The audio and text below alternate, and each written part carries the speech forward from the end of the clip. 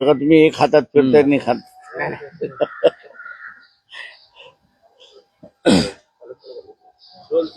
भारतीय जनता पक्षातल्या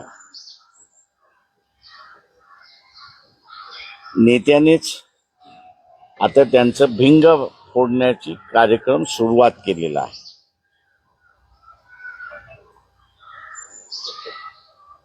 अर्थमंत्री सीतारामन यांचे पती प्रभाकरन, डॉक्टर प्रभाकरन हे एक चांगले इकॉनॉमिस्ट आहेत, अॅनालिस्ट आहेत आणि त्यांनी 2024 साली आंध्र प्रदेशच्या निवडणुकीच्या पॅटर्नचं त्यांनी ॲनालिसिस केलेलं आहे आणि त्यामध्ये त्यांनी असं म्हटलेलं आहे की इलेक्शन संपल्यानंतर 5% मतदान 4.95 असे त्यांचे फिगर्स आहेत, हे 11 ते 2च्या दरम्यान टाकण्यात आलेले आहे. त्यांचं हे विधान जे आहे ते अत्यंत गांभीर्यपूर्वक विधान आहे असं मी त्या ठिकाणी मानतो की एवढा भ्रष्टाचार करून आंध्र प्रदेशमध्ये त्यांनी असताना आपलं सरकार त्या ठिकाणी इस्टॅब्लिश केला अशी परिस्थिती आहे.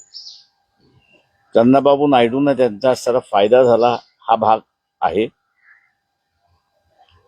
आणि म्हणूनच आपण बघत असाल की एस्टीन फाईलमध्ये नरेंद्र मोदी यांचं नाव आल्यानंतरही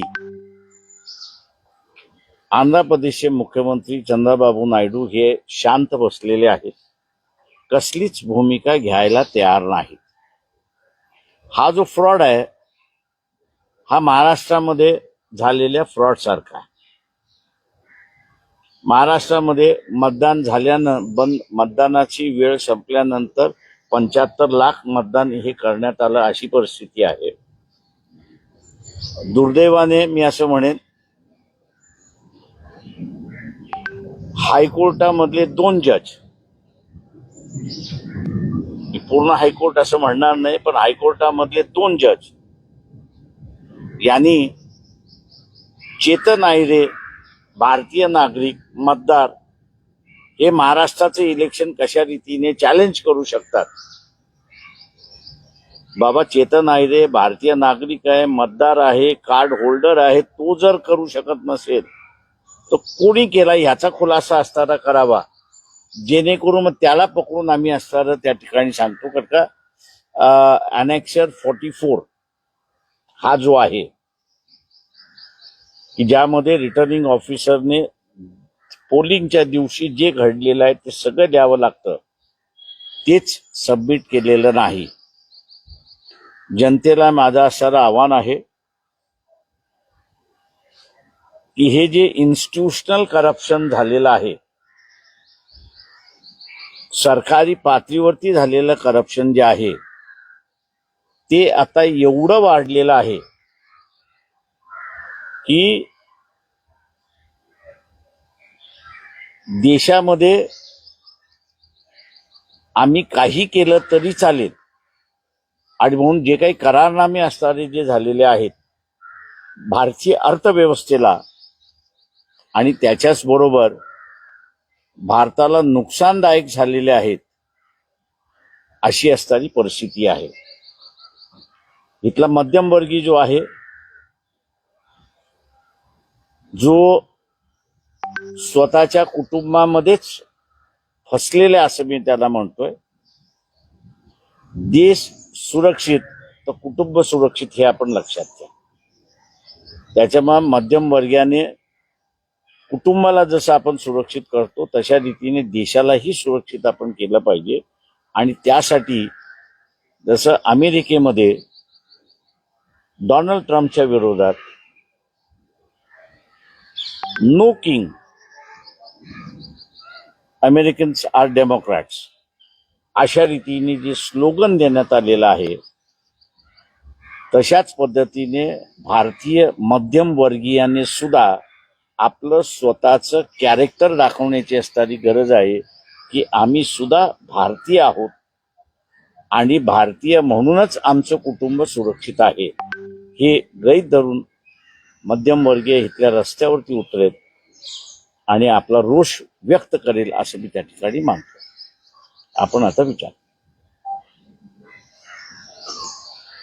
सर, म्हणजे 2024चा जो मॅन्डेट होता तो इलिगल आणि इलिगल आहे, अनकॉन्स्टिट्युशनल आहे, फॅब्रिकेटेड आहे. आणि आम्ही राहुल गांधींना असं म्हणतोय की त्यांनी जे बोट चोरी झालेली आहे, जे म्हटलेलं आहे, त्यांचं आंदोलन बरोबर आहे, मी नाही असं म्हणत नाही. परंतु जे काही मतदार कापल्या गेलेले आहेत किंवा ज्यांची नावं वगळल्या गेलेली आहेत, त्यांनी कुठल्या तरी एका प्रभागाचं जर एवढी नावं होती, एवढी नावं वगळण्यात आली आणि त्याच्यापैकी एवढी माणसं त्या ठिकाणी अस्तित्वात आहेत, हे जर दाखवून दिलं असतं तर त्यांच्या आंदोलनामध्ये वजन आलं असतं असं मी त्या ठिकाणी. आम्ही त्यांना असताना म्हणतोय की ही आकडेवारी आलेली आहे, ही आकडेवारी सिद्ध करायची असेल तर तुम्हाला कुठलं तरी प्लॅटफॉर्म लागतं आणि कोर्ट हे एकमेव प्लॅटफॉर्म आपल्या इथे आहे की ज्याच्या मार्फत हे तुम्हाला आकडेवारी त्या ठिकाणी सिद्ध करता येते की अमुक अमुक प्रकार त्या ठिकाणी घडलेला आहे म्हणून लोकांनी त्याच्यावरती विश्वास ठेवू दे, हे आपल्याला त्या ठिकाणी सांगता येतं. दुर्दैवाने मी असं म्हणेन की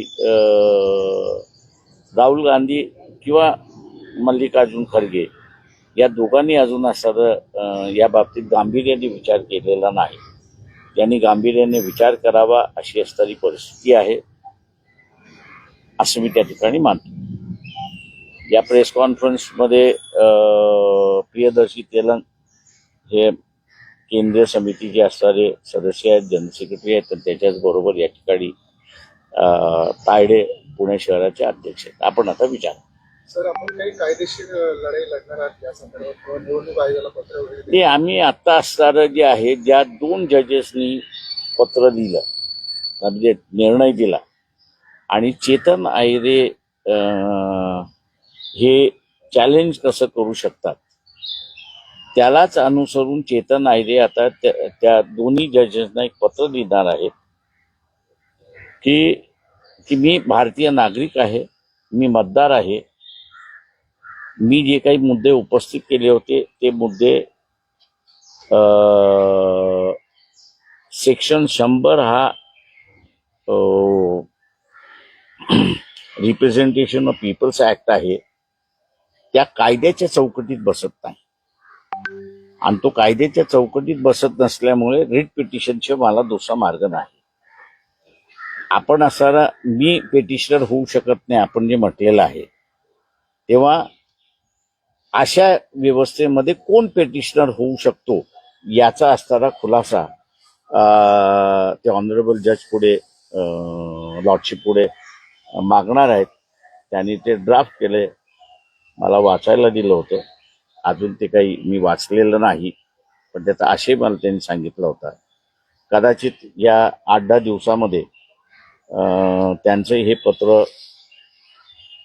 दोन्ही लॉर्डशिप्सकडे जाईल अशी अपेक्षा आहे आणि अशा व्यवस्थेमध्ये इतर वकिलांना सुद्धा त्याच्यातला फायदा होईल जर लॉर्डशिपनी असे पिटिशन्स कोण दाखल करू शकतं याचं जर त्यांनी मार्गदर्शन केलं तर मला वाटतं इतर वकिलांना सुद्धा त्याचा फायदा होईल असं मी त्या ठिकाणी मानतो. महाराष्ट्राच्या विधानसभेचा सुद्धा जो मॅन्डेट आला होता तो सुद्धा इलिगल पूर्णपणे इलिगल आहे.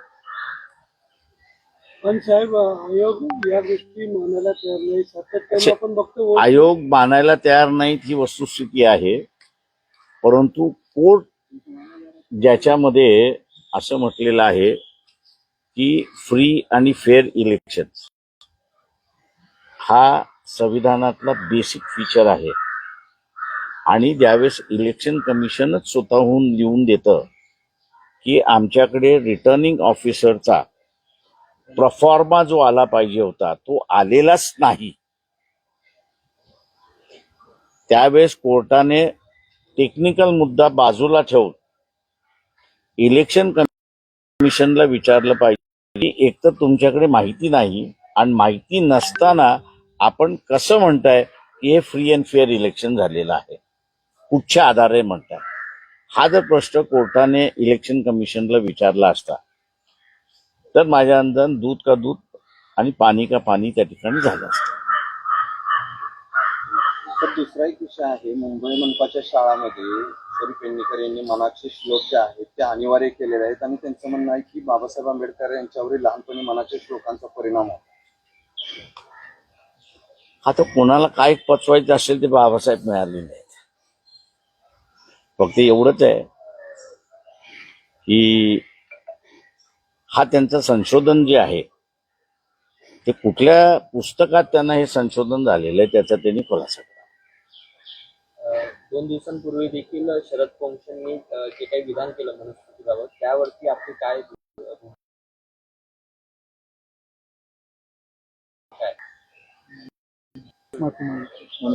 प्रश्न असा आहे, पोंक्षेनीच माफी मागितलेली आहे त्या सगळ्या ह्याच्यामध्ये आणि म्हणूनच आम्ही असं मोहन भागवतांना आवाहन केलं होतं की जे कृत्य बाबासाहेबांनी केलं मनुस्मृती जाळण्याचं, त्यांनी हिंदू धर्माला त्यावेळेस काहीही टीका टिप्पणी केली नाही, पण सामाजिक व्यवस्था ही मनुस्मृतीवरती आधारित आहे आणि ती अमानवी आहे हे जसं दाखवून दिलं तसं आमचं म्हणणं आहे मोहन भागवतांनी सुद्धा एकदा त्या मनुस्मृतीचं दहन केलं तर हे भांडण कायमचंच मिटेल.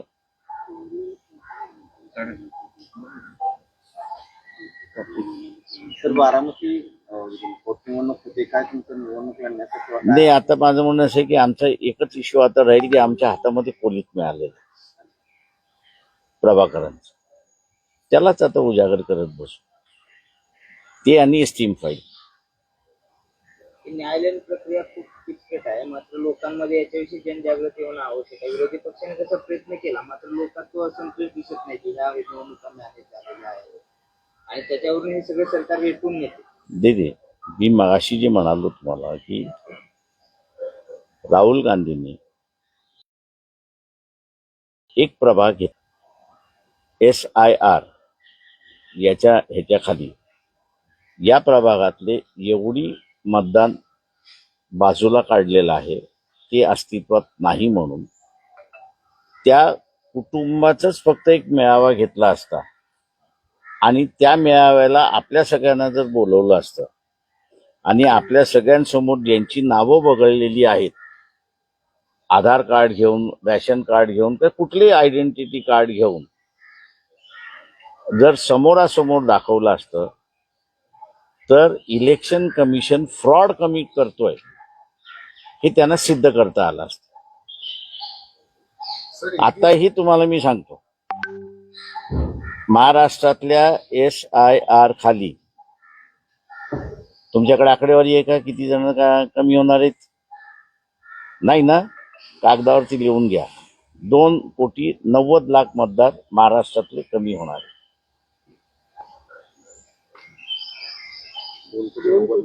2,90,00,000. त्याच्यापैकी एकनाथ शिंदे यांच्या मतदारसंघामधले कमीत कमी 2.5 लाख त्यांचे जे खासदार आहेत आणि आमदार जिथे जिथे आहेत तिथे 30-30 हजार. 2,90,00,000 साहेब तुम्ही म्हणताय, यामध्ये अल्पसंख्याक मायनॉरिटीज आहेत का ओव्हरऑल? काय फिल्टर केलं त्याच्यामध्ये? आता माझं म्हणणं असं आहे की राहुल गांधींनी ते काम करावं ना, त्यांना अगोदरच माहिती मी दिलेली आहे. त्यांनी आता त्यांच्या काँग्रेस पक्षाच्या कार्यकर्त्यांना लावावं त्या ठिकाणी की SIR खाली जे वगळण्यात आलेली आहेत त्यांची लिस्ट आपल्याला मिळते, त्या लिस्टपैकी त्यांनी असणारे एक प्रभाग धरावा, त्या प्रभागामध्ये असणारा जे नावं वगळलेली आहेत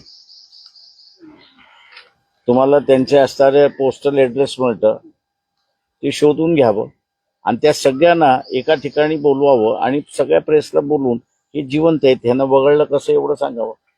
मग SIR एक षडयंत्र असं म्हणावं लागेल. SRA is a biggest fraud. Election कमिशनचं सगळ्यात मोठं फ्रॉड आहे ते, की त्यांना जी मतं मिळत नाहीत, ते रिलिजियस बेस नाहीये, त्यांना जे मतदान करत नाहीत त्यांची नावं उडवण्याचं असणारं एक ज्याला आपल्याला म्हणता येईल यंत्रणा त्यांनी शोधून काढलेली आहे.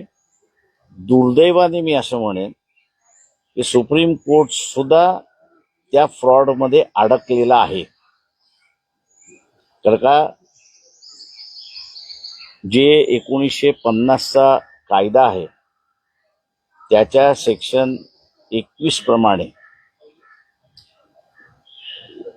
एकदा यादी झाली, पब्लिश झाली, त्या पब्लिश झालेल्या यादीमधनं तुम्हाला कोणाला वगळायचं असेल तर त्याला व्यक्तिशः नोटीस द्यावं लागतं.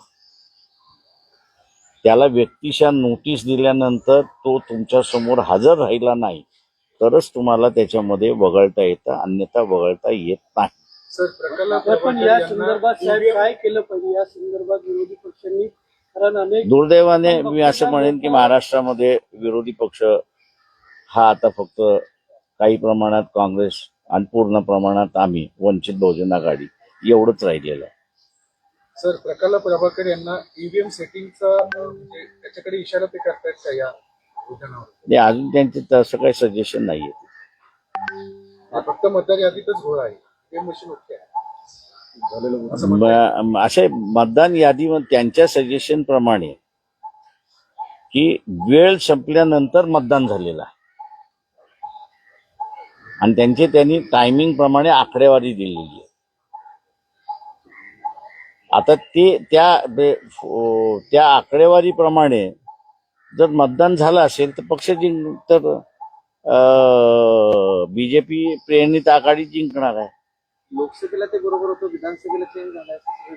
लोकसभेला बरोबर होतं, विधानसभेला चेंज झालं. नाही, लोकसभेला सुद्धा तेच घडले.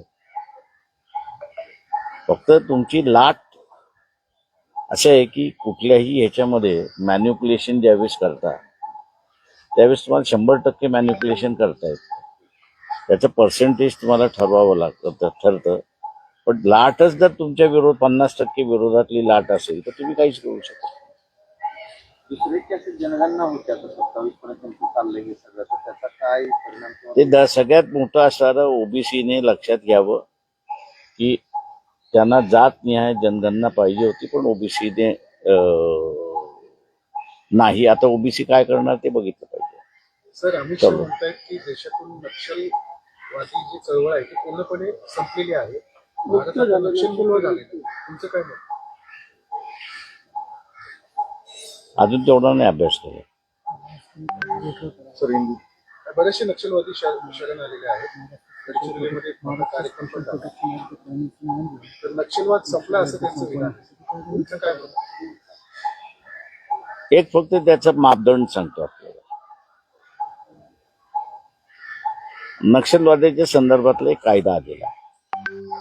शासन म्हणत असेल की नक्षलवाद संपला असेल तो कायदा विड्रॉ करून टाकावा, रद्द झाला म्हणून सांगावा, म्हणजे मग लोक विश्वास ठेवतील. हे ट्रम्प सारखं बोलणं झालेलं आहे.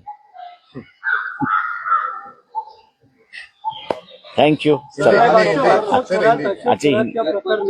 नाही हा चुकार नाही. इलेक्शन कमिशनला पत्र पाठवलं, त्यानंतर प्रफुल्ल पटेल यांच्या कार्यकारी अध्यक्ष म्हणून त्यांचं पद होतं, त्याच्याबाबत साशंकता व्यक्त केली जाते. अर्थात त्यांच्या पक्षाचा तो वाद आहे. मात्र पार्थ पवारांनी त्यावर सावरासावर केले की हे आमचे मार्गदर्शक आहे. याकडे सगळं तुम्ही काय बघता, कसं बघता तुम्ही, काय चालू आहे? एवढंच काही बोलणार नाही. दुसरा प्रश्न, गेल्या काही दिवसांपासून महाराष्ट्रामध्ये सातत्याने शिवाजी महाराजांच्या पुतळ्यावरून वाद सुरू आहेत. आधी बुलढाण्यामध्ये झालं, आता माढा तालुक्यामध्ये अंजनगावमध्ये वाद होतोय. लसूण हाती तिथे जाऊन बसलेले धनगर बांधवांच्या भावना त्या जागेशी जोडलेल्या आहेत. असं म्हणून छत्रपती शिवाजी महाराजांच्या पुतळ्याला विरोध होता आणि दोन समाजामध्ये तेढ निर्माण होते. मला एवढं माहिती आहे की महात्मा म्हणजे शिवाजी महाराजांना जर शोधून कोणी काढलं असेल तर महात्मा फुलेंनी शोधून काढलं. त्याच्यामुळे असं हा जो आता क्लेमंट तयार झालेले आहे त्यांनी पहिल्यांदा स्वतःचं चारित्र्य बघावं एवढंच फक्त सांगितलं. थँक्यू. चला हिंदीमध्ये पाहिजे का?